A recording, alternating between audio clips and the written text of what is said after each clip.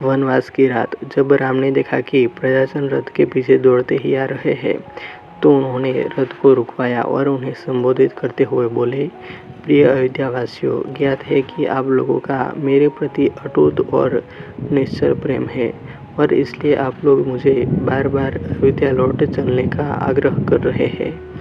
यद्यपि आपके इस प्रेम को टालना मेरे लिए अत्यंत कठिन है, किंतु मैं आप लोगों से आग्रह करता हूँ कि आप लोग मेरी विवशता को समझने का प्रयास करें।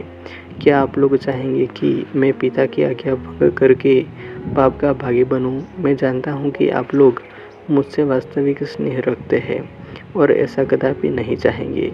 अतः आप लोगों के लिए यही उचित है कि मुझे प्रेम पूर्वक वन जाने के लिए विदा करें और भरत को राजा स्वीकार करके उनके निर्देशों का पालन करें।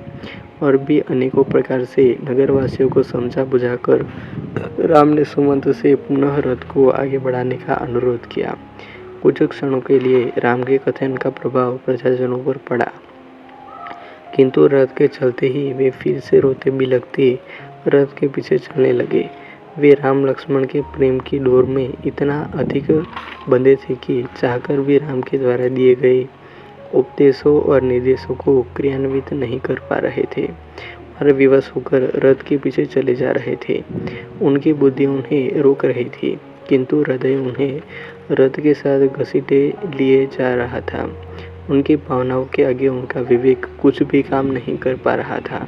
उनकी बातों का उन पर कुछ भी प्रभाव न पड़ते देखकर राम ने सुमंत से रथ को और तेज चलाने की आज्ञा दी और रथ की गति तेज हो गई, किंतु भावाभिभूत प्रजाजनों की भीड़ फिर भी रथ के पीछे दौड़ी ही जा रही थी। तमसा नदी के तट पर पहुंचते पहुंचते रथ के अश्व भी क्लांत हो चुके थे तथा उन्हें विश्राम की आवश्यकता थी। मंत्री सुमंत ने रथ को वहीं रोक दिया। राम, सीता, लक्ष्मण तीनों रथ से उतर आए। वे तमसा के तट पर खड़े होकर उसकी लहरों का आनंद लेने लगे। इतने में ही रोते बिलखते वे सहस्त्रों अयोध्यावासी भी वहां आ पहुंचे, जो रथ की गति के साथ न चल पाने के कारण पीछे रह गए थे। उन्होंने चारों ओर से राम, लक्ष्मण तथा सीता को घेर लिया और अनेकों प्रकार के भावुकतापूर्ण तर्क देकर उनसे वापस अयोध्या चलने का अनुरोध करने लगे।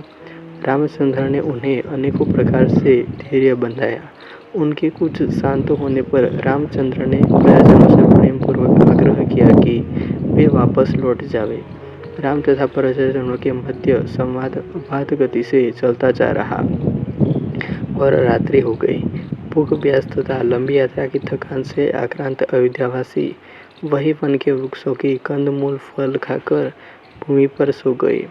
जब ब्रह्म मुहूर्त में रामचंद्र की निद्रा टूटी तो वे उन निद्रामग्न नगरवासियों की ओर देखकर लक्ष्मण से बोले, भैया, मुझसे इन प्रजाजनों का यह त्यागपूर्ण कष्ट दिखा नहीं जा रहा है, इसलिए अब यही उचित है कि हम लोग चुपचाप यहाँ से निकल पड़े। अतः हे लक्ष्मण, तुम शीघ्र जाकर तत्काल रथ तैयार करवा लो, किंतु ध्यान रखना कि किसी प्रकार की आहट न हो, वरना ये जाकर फिर हमारे पीछे पीछे आने लगेंगे। राम के आदेशानुसार लक्ष्मण ने सुमंत से आग्रह करके रथ को थोड़ी दूर पर एक निर्जन स्थान में खड़ा करवा दिया। पूर्ववासियों को आभास तक नहीं मिला कि कब वे रथ में सवार होकर तपोवन की ओर निकल गए। पूर्ववासियों की निद्रा भंग होने पर वे सब उन्हें ढूंढने लगे और रथ की लीक के पीछे पीछे बहुत दूर तक गए। आगे जाकर मार्ग कंकरीला पथरीला हो गया, इसलिए रथ के लीक के चिन्ह दिखाई देना बंद हो गया।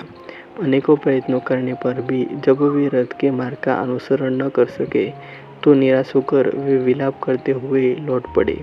कहानी अच्छी लगी हो तो ऐसी ही और कहानियों के लिए वीडियो को लाइक, कमेंट और शेयर कर दीजिएगा और चैनल को अभी तक सब्सक्राइब नहीं किया हो तो सब्सक्राइब कर लेना।